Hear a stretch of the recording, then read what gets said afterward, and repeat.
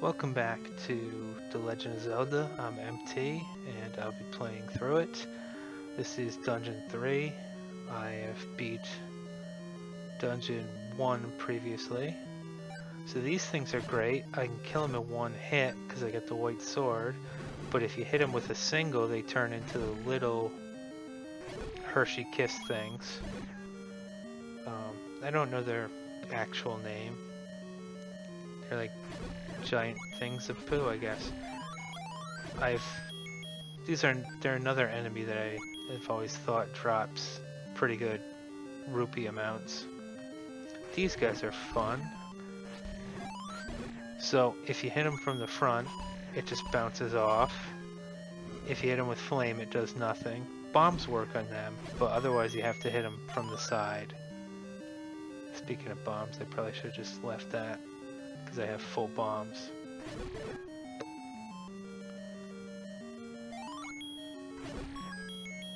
Key.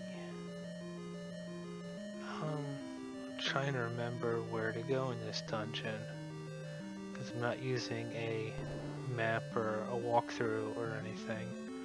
Just kind of going off memory. So this is the one I was talking about.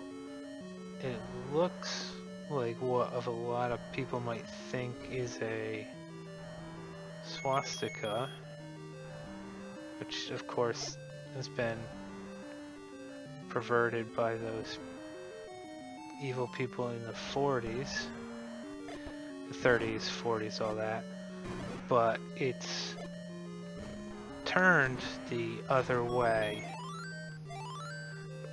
I believe it's an ancient symbol for peace, prosperity, balance, that kind of stuff. I think it's called the Manji. It's big in a lot of pre-modern cultures. So I beat that pretty quickly, but I didn't actually get the item. The raft, which is in this dungeon, is something I need to get in order for me to be able to get to the next dungeon. It'll also lead me to at least one secret heart container on the world map, which is pretty handy because I want to get the final sword upgrade as soon as I can, and I think you need 11 hearts maybe to get that.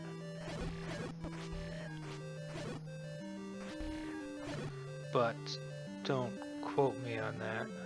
I don't know if that heart amount is the correct amount.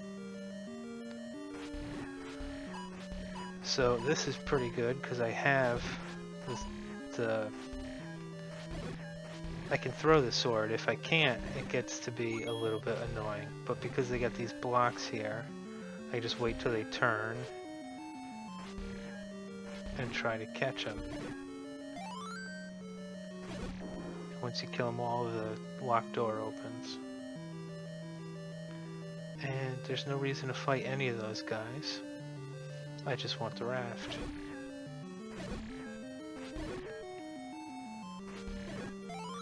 And that's this dungeon pretty much complete. The rest of it, I don't really need to go through. There's nothing that'll help me. There's no other items as far as I know. I think I could farm a couple keys. Not the bats, which are called keys, but actual keys to open doors. Weird bit of phrasing, but there you have it. Dungeon 3. Not that hard if you're prepared.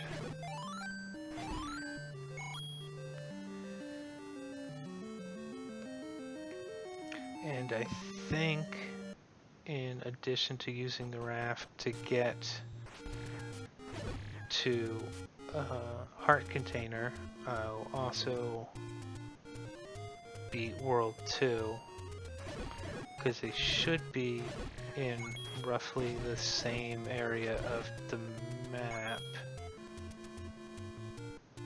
Well, I say that.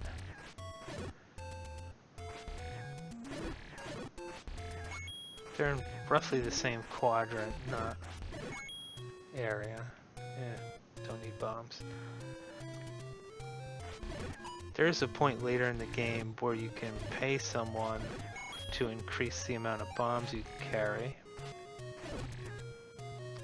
Ay, ay, ay. But maybe it's Dungeon 7. I think it costs 100 rupees.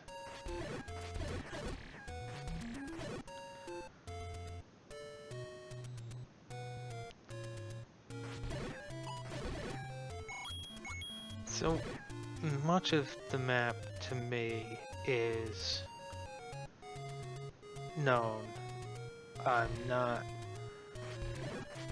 I might wonder which exact square some things are, but I don't really have to wonder which space things are. Yes, this is where I want to be.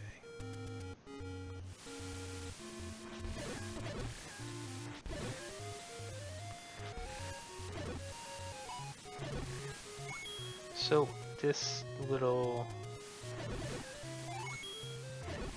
It's not the screen, it must be the next.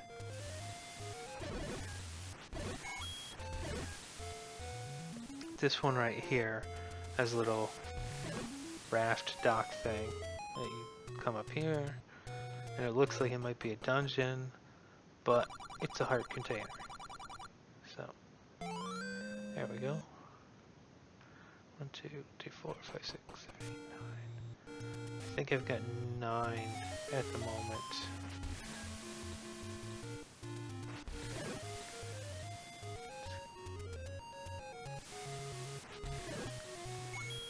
Yeah. Now make my way to Dungeon 2. Dungeon 2 is great for a certain thing. And I'll explain it when I get there. Here it is.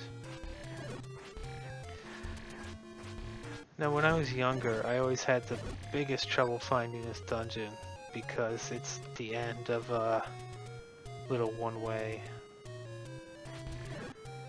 little cul-de-sac type thing.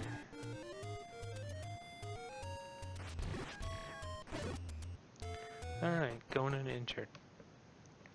So the good thing about Dungeon 2 is it's great for farming keys.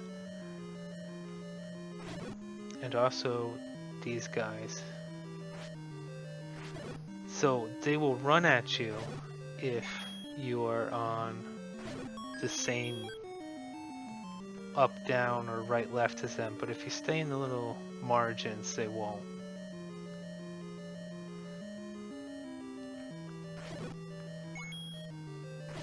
Which is why, you know, you got this map where you're stuck to be on the same plane as them, but that's fine.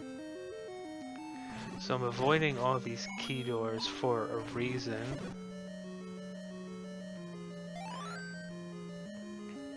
And that reason is this.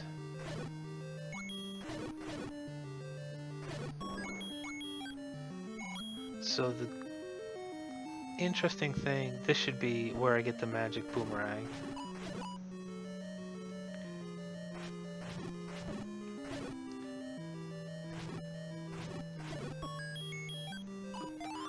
So Dungeon 2 has a highway where you can go all the way up and down this far eastern side of it just using bombs.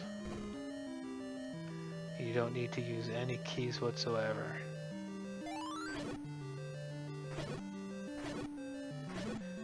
Which means you can get a pretty crazy amount of keys going through this dungeon that you never have to use.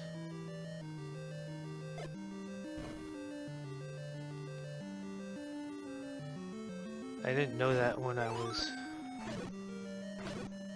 Man, I'm screwing up. I didn't know that when I was young, and I always used up all the keys. Oi!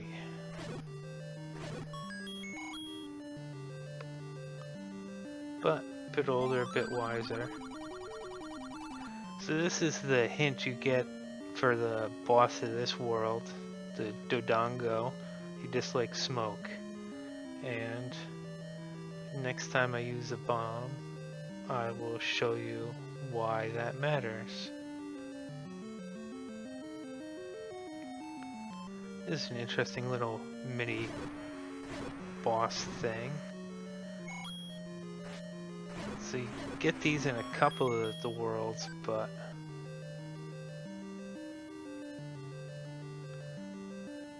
I don't know, it's just one of those. They have some unique enemies in this game.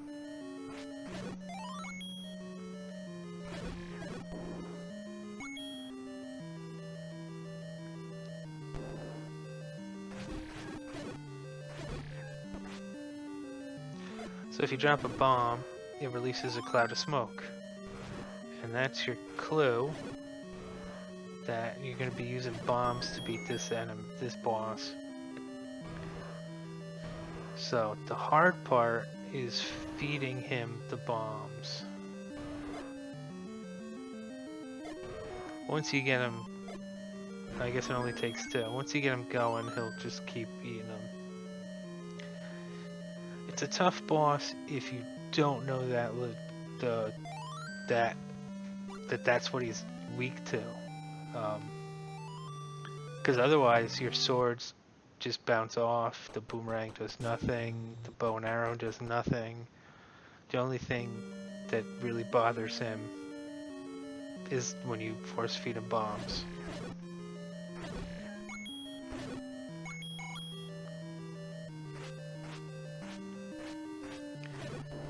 Oh, the magical boomerang.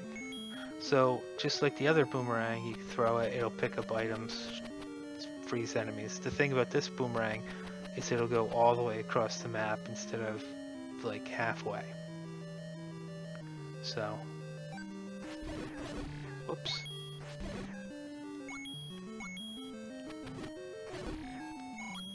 I guess it is helpful in stopping those guys. And that's it for Dungeon 2. So the next dungeon I need to go to is Dungeon 4. Actually, first thing I should do is take a ride on the Hyrule Highway and see if I have enough hearts for the strongest sword yet. I think I do, but I'm not 100% certain.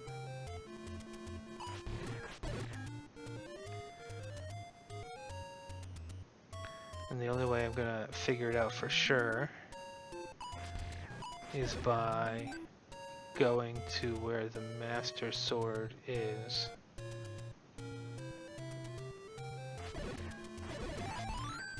I can only ever seem to find those things when I'm at full health, the healing fairies. It's kind of annoying.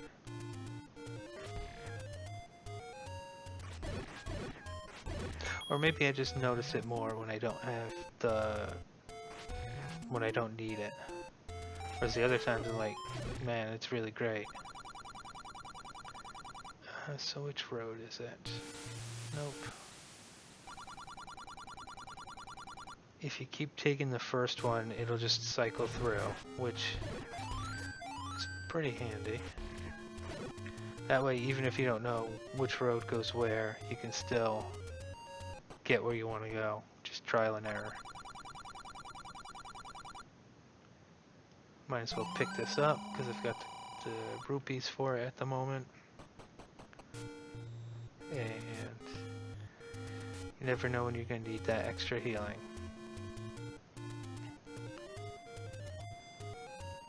Oh, it's in the graveyard. And one of the interesting things to know, if you can remember which ghost is the first one, you can kind of farm them, because when you kill the main guy, they all die. So